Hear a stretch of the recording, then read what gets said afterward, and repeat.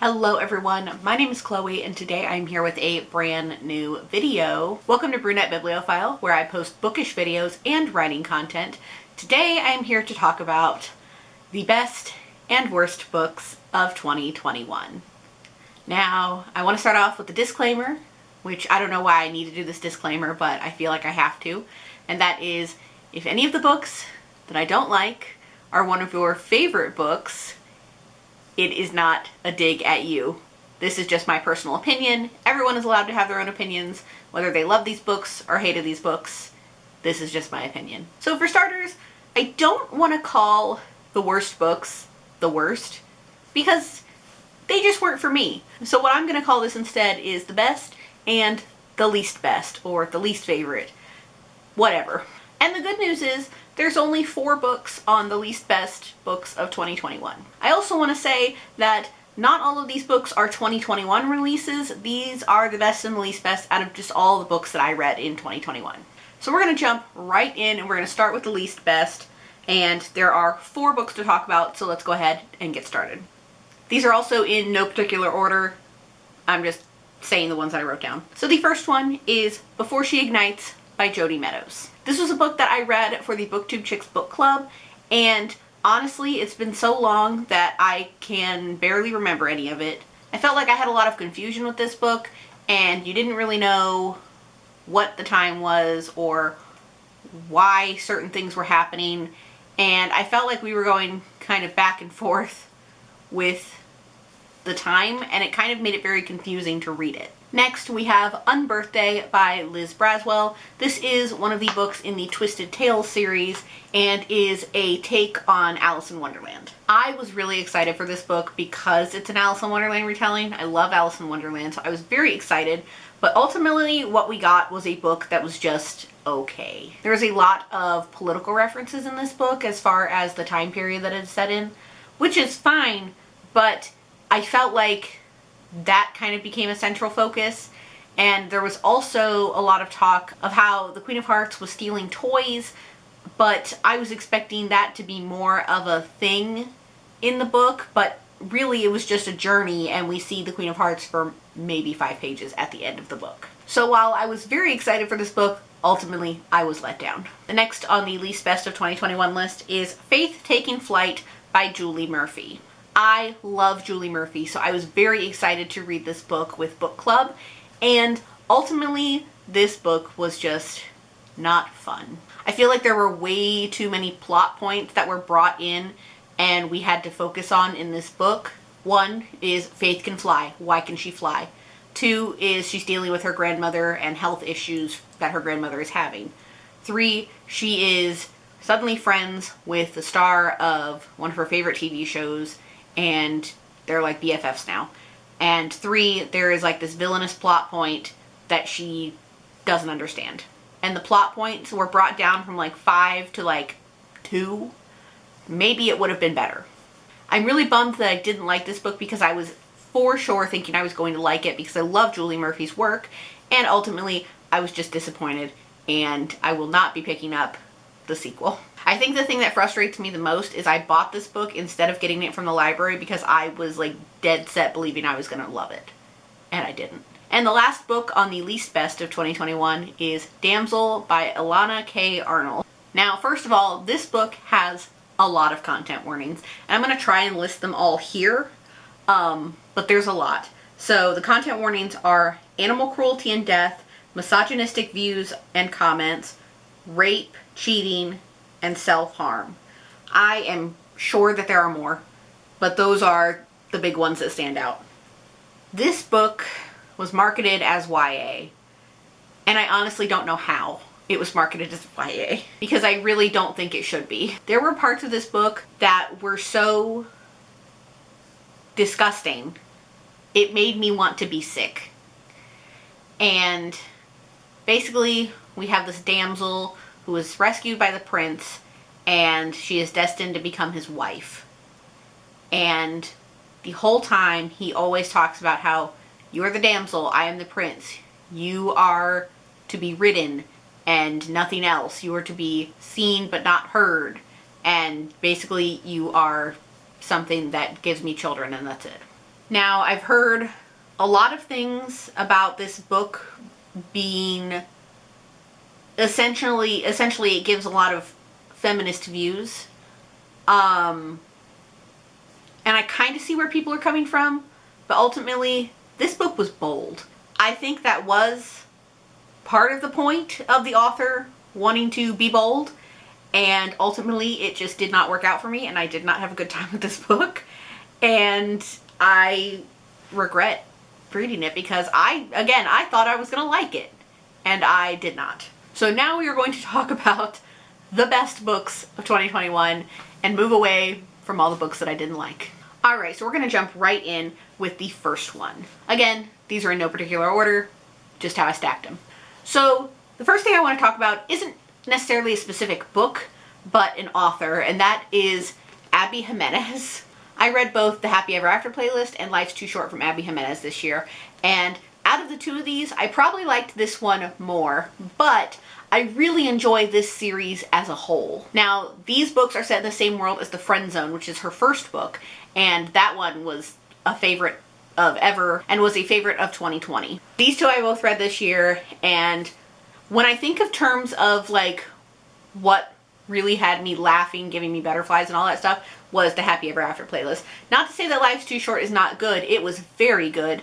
I just wanted to kind of lump them together because I just love this series as a whole. Sticking with rom-coms, we're going to talk about Well Met by Jen Deluca. Now, this is the first book in a rom-com series that is set in a Renaissance festival. This is an enemies to lovers about Emily, who comes into town to take care of her sister after a car accident, and she is volunteering with her niece to work the Renaissance festival, which is run by Simon, and her and Simon just butt heads, which you know is ultimately going to mean they love each other. Now, I love the entire series, but this one sticks out the most for me, and I love this book so much, and I think it's such a unique take on a rom-com being set at Renaissance festivals each summer. The next book I'd like to talk about is Fresh by Margot Wood. This was Margot Wood's 2021 debut, and this was a book that I was very back and forth on reading, and ultimately I got it from the library, and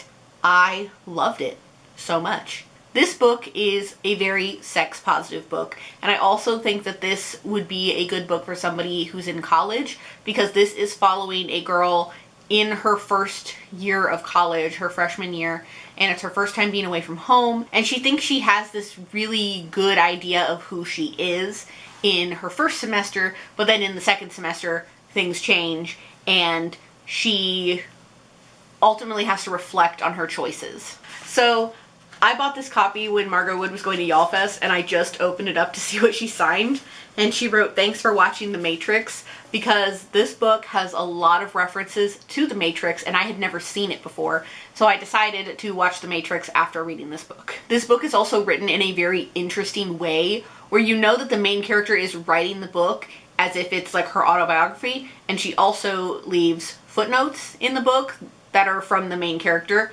And I think they're so interesting. If I ever reread it, I do want to take more of a special interest on those footnotes than I did the first time around. The next one on my list is Arsenic and Adobo by Mia P. Mansala. This was a book that I decided to randomly pick up. I had heard good things about it, and I'd also heard that it kind of reads more like a contemporary than it does a cozy mystery, and I completely agree. Now, this one does have a focus on the cozy mystery aspect, but it also does hint at a bit of a romance that I think is probably going to be explored more in the second book. And this book was such a fun read. This was my first introduction to cozy mysteries, and I am very excited to continue reading them, especially the second book, which is coming out this year. I love that it read like a contemporary. I love the narrator of the audiobook, and I just enjoyed this book so much, and I'm so excited to continue on with the series. Next is going to be a book that there should be no surprise that it is on here, and it is People We Meet on Vacation by Emily Henry. Some of you may know that Beach Read was one of my favorite reads of 2020 and is one of my favorite romances of all time. So I was very excited that Emily Henry had a new rom-com coming out, and this one is set between two friends who used to vacation every summer together, and then one vacation they grew apart, And then a couple of years later, they are meeting back up to do another vacation together. I was rooting for Poppy and Alex the whole time. I loved trying to figure out what happened to them that made them grow apart.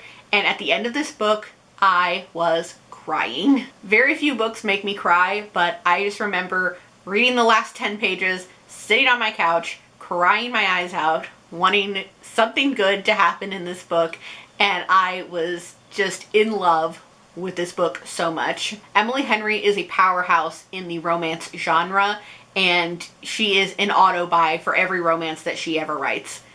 And this is probably going to be something that I reread this year, because I did reread Beach Read last year, and I feel like this deserves the same amount of love. The next one on my list is This Poison Heart by Callan Bayron. For those of you who don't know, Callan Bayron wrote Cinderella is Dead, which is one of my favorite books that I read in 2020. I really enjoyed it. And this is her sophomore novel and is the first in a duology. Without spoiling, this book, oh my god, that ending was so amazing. It ended on a cliffhanger, so I am desperately waiting for the next book because I have to know what happens. And it sounds like it's going to pull from mythology, which is going to be a really interesting sequel, and I am so excited. Next is a book that should also come at no surprise that it's on here, and it is Gilded by Marissa Meyer. 2021 was the year Marissa Meyer returned to fairy tales, and this is a Rumpelstiltskin retelling. I listened to this book in 2 large chunks while driving up to YALLFest and back home.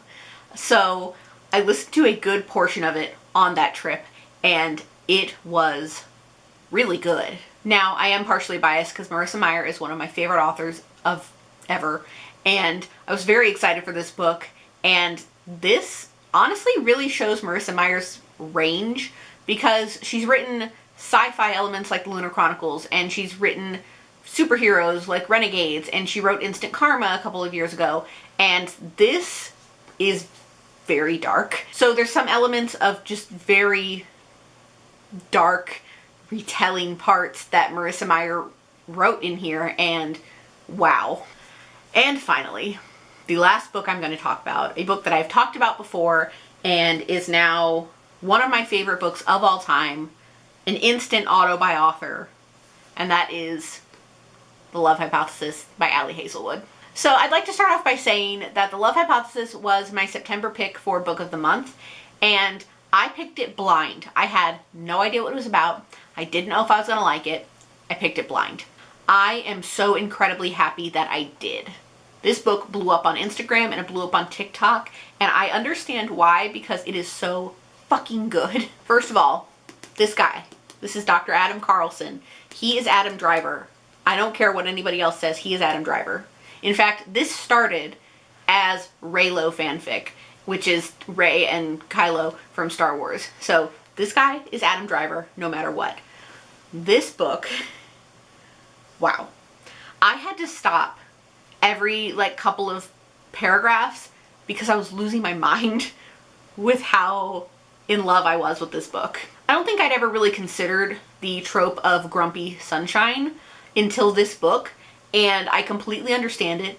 I love it, and this is all I needed for it. So Hazelwood became an auto by author just from this book. I am going to buy every romance that she writes, and I am so excited for the future of Hazelwood because this is her debut, and I fucking loved it. I'm already planning a reread. I literally read this in November, 2 months ago, and I'm planning a reread very, very soon, because this is a book that every day I thought about it. I can't not think about it. That is something. This book did something to me, and I don't know what. So that is everything that I have for the best and the least best books of 2021. Let me know in the comments what your favorite and least favorite books of 2021 were, and let me know if there's any of these that you liked or disliked. I'm very curious to hear what you guys think. So that is all I have for this video today. Thank you all so much for watching. I hope you all enjoyed it. As always, if you like what you see here, please go ahead and click subscribe. I post new videos every week, so click subscribe so you can be updated for when I post those. And if you really like my channel, consider checking out my Patreon, linked in the description below. Thank you all so much for watching. I'll see you in my next video. Bye! In the darkness, I don't feel